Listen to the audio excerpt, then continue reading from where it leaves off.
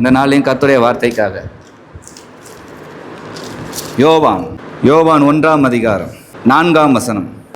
அவருக்குள் ஜீவன் இருந்தது, அந்த ஜீவன் மனுஷருக்கு ஒளியாய் இருந்தது. அருமையான இயேசு கிறிஸ்து தெரிந்தெடுத்த சீசர்களில் ஒருவன் இந்த அன்பின் சீசன் யோவான். இந்த அன்பின் சீசன் யோவான் எழுதின ஒரு சுவிசேஷ புஸ்தகம்தான் நாம் வாசித்த ஒரு வசனம், அவருக்குள் ஜீவன் இருந்தது என்று. இயேசு கிறிஸ்துவை நெருங்கி ஜீவிக்க என்ன கிடைக்கும் என்று கேள்வியில் இருக்கிறவர்களுக்கு மிகப்பெரிய எடுத்துக்காட்டு இந்த அன்பின் சீசன் யோவான். இவரை கொண்டு பரிசுத்த ஆவியானவர் இந்த சுவிசேஷ புத்தகத்தில் எழுதும்போது இந்த 4ஆம் வசனத்தை, 1ஆம் அதிகாரத்தில் 4ஆம் வசனத்தை நாம் பார்க்கிறோம். அவருக்குள் ஜீவன் இருந்தது. அவருக்குள் ஜீவன் இருந்தது. யாருக்குள்? இயேசு கிறிஸ்துவுக்குள் ஜீவன் இருந்தது. எந்த ஜீவன் இருந்தது? மனிதர்கள் எல்லாம் ஜீவனோட தானே வாழ்றாங்க, அதனால தானே நடக்கிறாங்க, பேசுறாங்க, எல்லாம் இருக்கிறாங்க. அது எப்படி இயேசு கிறிஸ்துவுக்குள்ளதான் ஜீவன் இருந்ததுன்னு சொல்ல முடியும்? அப்படிங்கிற கேள்விகள்லாம் இருக்குமானால் எந்த ஜீவனை குறித்து சொல்லுகிறது என்று பார்ப்போமானால், ஆதியாகம புஸ்தகத்திலே தேவன் முதலாவது மனிதனை உண்டாக்கின அந்த ஜீவனை குறித்து இங்கே சொல்லப்படுகிறது. ஆதாமுக்கு ஆண்டவர் ஜீவ சுவாசத்தை கொடுத்தார், அவன் ஜீவாத்துமாவானான். ஆனால் அவன் அப்படி ஆன போதும் தேவன் புசிக்காதே என்று சொன்ன கனியை சர்ப்பத்தின் வஞ்சனையினால் அவன் மனைவியும் அவனும் சேர்ந்து புசித்ததினாலே தேவ மகிமையற்றவர்களாய் போனார்கள். அந்த நாளிலிருந்து உலகத்தை குறித்தான நடுக்கமும் திகிலும் இவர்களை பிடித்தது. இவர்கள் தேவனை நோக்கி வேண்டிக் கொள்ள தெரியாதவர்களாய் போனார்கள்.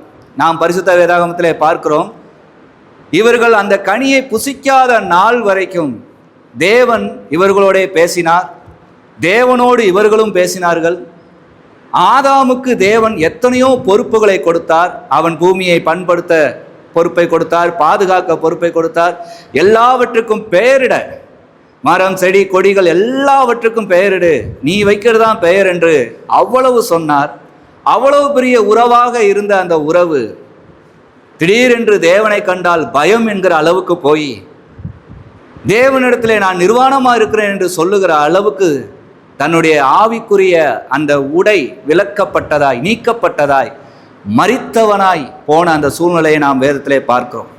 அன்றைக்கு மரித்த அந்த ஜீவன் யாருக்குள் இருந்தது? இயேசு கிறிஸ்துவுக்குள் இருந்தது. ஆதியிலே தேவன் வானத்தையும் பூமியை சிருஷ்டித்தார். அவர் தாமாக சிருஷ்டிக்கவில்லை. நம்முடைய சாயலாகவும் நம்முடைய ரூபமாகவும் ஒருவனை உருவாக்குவோம் என்று நம் அப்படி சொல்லுகிற அந்த காரியம் பிதா குமாரன் பரிசுத்த ஆவியையே குறிக்கிறது. குமாரன் அந்த நாட்களில் வார்த்தையா இருந்து அவர் அந்த வார்த்தையை கொடுத்தார், இல்லை என்றே சொல்ல முடியாது. அந்த வார்த்தை மாம்சமாகி இந்த பூமியிலே ஆதாம் மீறுதலுக்கு சரியாய், மோசே ஜனங்கள் மீது கொண்ட கோபத்தின் மித்தமாய் தேவன் சொன்ன வார்த்தையை விசுவாசியாமல் இந்த கண்மலையிலிருந்து உங்களுக்கு தண்ணீர் சுரக்கணுமோ அப்படிங்கிற ஒரு எண்ணத்தோட கண்மலை அடித்த அந்த மீறுதலுக்காக, எல்லாவித மீறுதலுக்காகவும் மனுக்குலத்தின் மனுக்குலம், உலகத்தில் எந்த மூலையில் வசிக்கிற மனுக்குலத்துக்காகவும் எல்லார்ட்டையும் பாவம் உண்டு, எல்லார்ட்டையும் மீறுதல் உண்டு. மெய்யான தேவனிடத்தில் நான் ஒன்றுமே செய்யலை, என்னை பாருங்கன்னு சொல்லி நிற்கக்கூடிய தகுதி யாருக்குமே இல்லாத அளவுக்கு எல்லாரும் மீறுதல் உள்ளவர்களாய் மாறி அந்த ஜீவனற்றவர்களாய் போனார்கள்.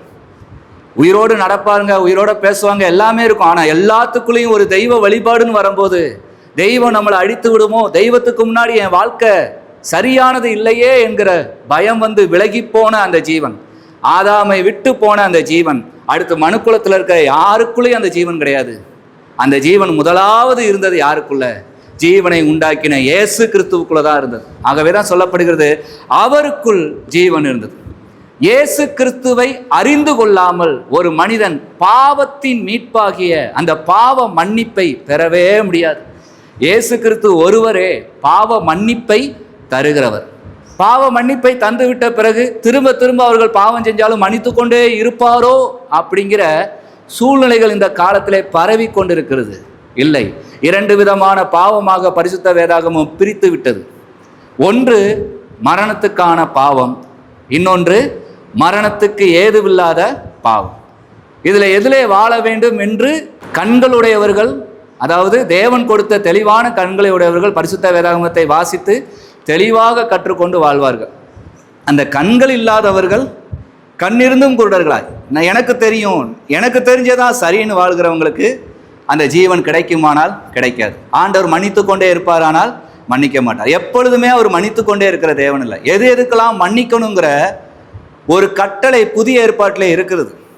இயேசு கிறிஸ்துவுக்காக கீழ்ப்படிந்த நீங்கள் ஒவ்வொருவர்களும் புதிய ஏற்பாட்டை ஏன் வாசிக்கிறீர்கள் என்றால், முதலாவது நீங்கள் எதில் பாவ மன்னிப்பை பெற்றிருக்கிறீங்க, அப்போ அந்த மன்னிப்பை பெற்ற நீங்கள் அடுத்து நீங்கள் எப்படி வாழ வேண்டும் என்கிற ரகசியம் இந்த புதிய ஏற்பாட்டிலே அடங்கி இருக்கிறது.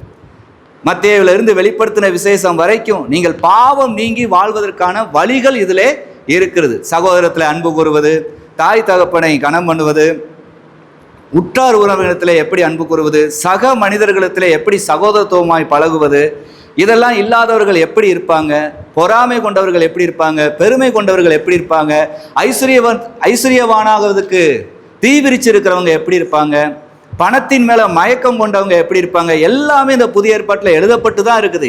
இல்லைனே சொல்லவே முடியாது.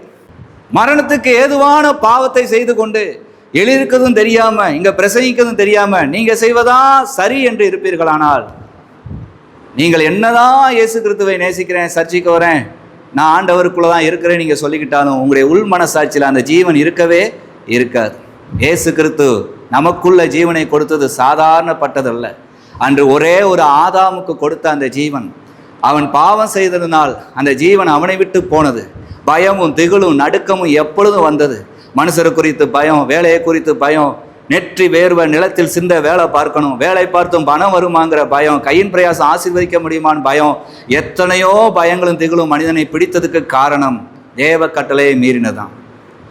ஆனால் அந்த ஜீவனை கொடுத்தவர் மாம்சமாக அதே ஜீவனில் பிரவேசித்தார். அந்த ஜீவனை குறித்து அருமையாய் இங்கு அன்பிசேஷனாக யோவானை கொண்டு பரிசுத்த ஆவியான சொல்கிறார், அவருக்குள் ஜீவன் இருந்தது. அவர் வரும்போது பாருங்களேன், இயேசு கிறிஸ்து 33 வருடம் இந்த பூமியில வாழ்ந்தார்.